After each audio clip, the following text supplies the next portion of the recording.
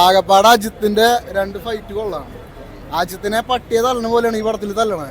ഇതൊക്കെ ആരെങ്കിലും എനിക്കത് ദേഷ്യം എന്ന് പറഞ്ഞിട്ട്. ഫസ്റ്റ് ഹാഫ് എനിക്ക് ഇഷ്ടമായില്ല. സെക്കൻഡ് ഹാഫ് എന്ന് വെച്ചിട്ടുണ്ടെങ്കിൽ ഒരു 2 മണിക്കൂറൊക്കെ ആകുമ്പോഴാണ് അജിത്ത് ഇടിക്കാൻ തുടങ്ങണേ. അത് ആദ്യമായിട്ട് അജിത്തിനെ ഇങ്ങനൊക്കെ തള്ളണ പറഞ്ഞ അത് വെച്ചിട്ടുണ്ടെങ്കിൽ സംഗതി കഥയ്ക്ക് വേണ്ടിയാണെങ്കിൽ പോലും നമുക്ക് തന്നെ കണ്ടിരിക്കാൻ പറ്റുന്നില്ല. അത് വെച്ചിട്ടുണ്ടെങ്കിൽ വലിയ ലാഗൊന്നുമില്ല, പക്ഷെ ഭയങ്കര സ്ലോ ആണ്. പടം എനിക്ക് സാറ്റിസ്ഫൈഡ് ആണ്, കുഴപ്പമൊന്നുമില്ല, നന്നായിട്ട് വന്നിട്ടുണ്ട്.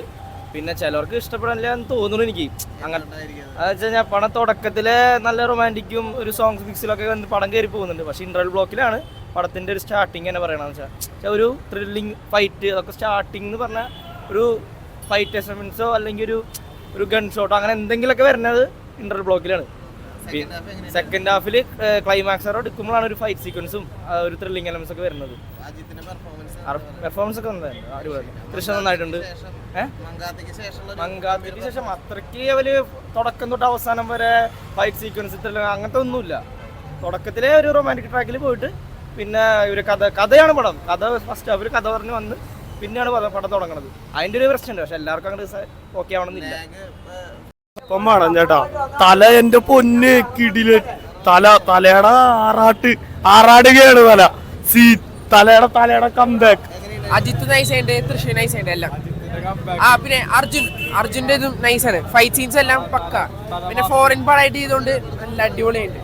സ്ഥിരം ടൈപ്പ് പടമല്ല, മാസ് മസാല പടമല്ല, റിയലിസ്റ്റിക് ആണ്. സെക്കൻഡ് ഹാഫിലാണ് ആക്ഷൻ കൂടുതൽ. പടം കൊള്ളാം. അതൊന്നും കുഴപ്പമില്ല, റോഡ് മൂവിയാണ്. Morning 7 o'clock show. Overall good, but not expecting for Ajit fans entertainment. That's it.